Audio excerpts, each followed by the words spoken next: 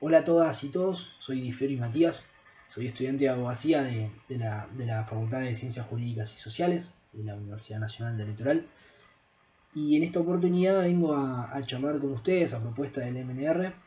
acerca de lo que es el per saltum, analizando de manera conjunta el fallo Dromi, el leading case Dromi. Sin embargo, antes de analizar el fallo me gustaría hacer algunas aclaraciones pertinentes que facilitaron la manera en la que yo lo estudié y creo que les puede ser de utilidad. Y es entender de que si bien el leading case es Dromi, ¿sí? El fallo más importante, donde se empieza a hablar de la gravedad institucional para interponer el recurso de per saltum, también es importante entender que la Corte, por creación pretoriana, lo fue delineando, lo fue marcando, fue teniendo la llave para abrir esa instancia de salto,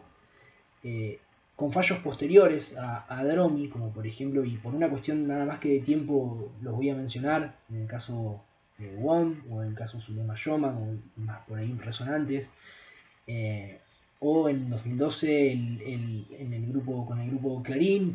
pidiendo la inconstitucionalidad de la ley de medios. Entonces fue la Corte delineando qué era la gravedad institucional para abrir el per saltum o aplicar el recurso de per saltum. Esto fue así básicamente hasta la llegada de la ley 26.790 del año 2012 justamente, donde se modifica el Código Procesal Civil y Comercial de la Nación y se agrega en el artículo 257 bis y el 257 ter, que establecen por un lado los requisitos para interponer el recurso y por el otro la forma y los plazos para interponerlo. Otra de las cuestiones que me gustaría aclarar antes de entrar a analizar el fallo es que cuando hablamos de per saltum o bypass, como dice Vidal Campos, tenemos que entender que es el salteamiento de instancias en un proceso que diferentes autores, como por ejemplo Jorge Rojas, Roland Arasi, Manili, lo han conceptualizado, pero todos ellos han coincidido en que es el salto de instancia dentro de un proceso para llegar a la corte sin haber pasado las instancias inferiores que están establecidas en el código de rito. Ahora bien, hechas las aclaraciones pertinentes, tenemos que entender que existe gravedad institucional cuando, y leo de manera textual el 257 bis, segundo párrafo, en aquellas cuestiones sometidas a juicio que excedan el interés de las partes en la causa, proyectándose sobre el general o público, de modo tal que por su trascendencia queden comprendidas las instituciones básicas del sistema republicano de gobierno o los principios y garantías consagrados por la Constitución Nacional y los tratados internacionales por ella incorporados.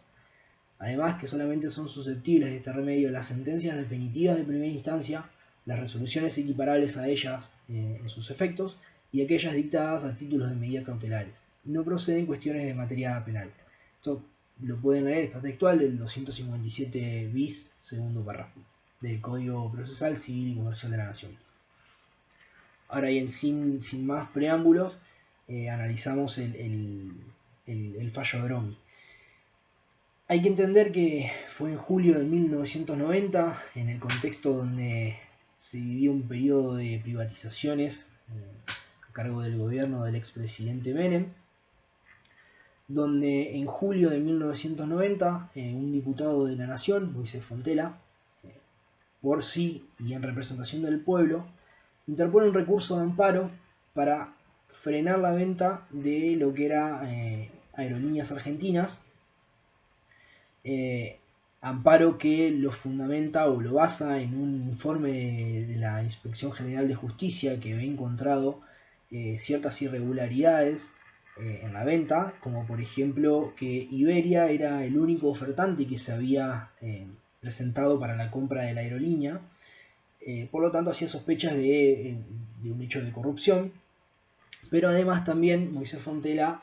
interpone este amparo diciendo de que la figura societaria en la cual se pretendía vender Aerolíneas Argentinas era una figura societaria irregular y que por lo tanto debía adecuarse a una permitida por el Estado. En esta situación, el juez de primera instancia Garzón Funes acepta el recurso de amparo, ¿sí? Le da curso y suspende la venta de aerolíneas argentinas y le pide un informe al ministro, al por entonces ministro de Obras y Servicios Públicos de la Nación, Roberto Dromi. Roberto Dromi se presenta también ante el juez Garzón Funes pidiendo que rechace el amparo, y lo anecdótico del caso es que en el momento que interpone este pedido, digamos, de rechazo del amparo, a la hora siguiente, sin tener la sentencia del juez de primera instancia,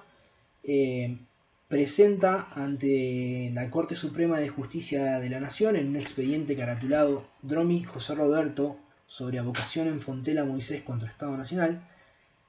presenta un pedido para que el máximo tribunal se aboque directamente a conocer la causa per saltum. Entonces, la Corte aplica la medida solicitada por Dromi, ¿sí? Resolviendo que el proceso de privatización de Aerolíneas Argentinas cumplía con todos los requisitos legales y que no podía ser detenido por la presentación del diputado Fontela. Este fallo se dicta en 1990.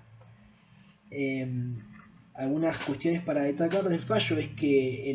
el pronunciamiento fue aprobado por mayoría de los jueces, entre ellos el doctor Petracci y Bogiano.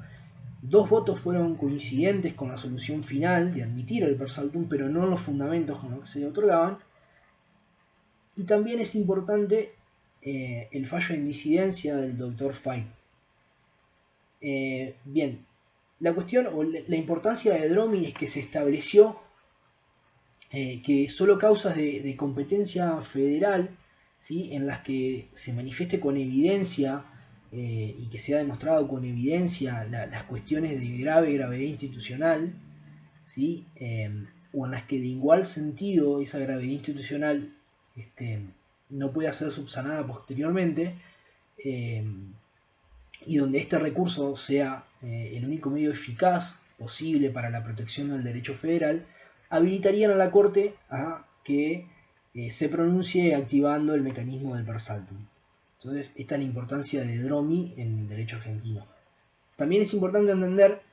la disidencia del Dr. Fay, porque va a decir lo que 30 años después pasó, que Fay rechaza cada uno de los fundamentos otorgados por los doctores que votaron a favor, los jueces que votaron a favor, rechaza cada uno de los argumentos, pero el que a mi entender es el que más notoriedad tiene, es el que Fay dice que no había ninguna ley del Congreso, ¿sí?, que habilitara a saltear las instancias o a saltear pasos procesales también establecidos por la ley, o en este caso, digamos, el código de rito. Entonces, me parece que es un fallo muy interesante para entender de lo que estamos hablando cuando hablamos del per saltum, que personalmente me parece que el empleo de este mecanismo debe ser utilizado para, o estar dirigido, mejor dicho, en pos de la seguridad jurídica, de la previsibilidad y del respeto de las garantías constitucionales. Así que espero que les haya servido de alguna manera y agradezco al MNR por estas herramientas que en tiempos de virtualidad nos ayudan a seguir aprendiendo juntos. Muchas gracias.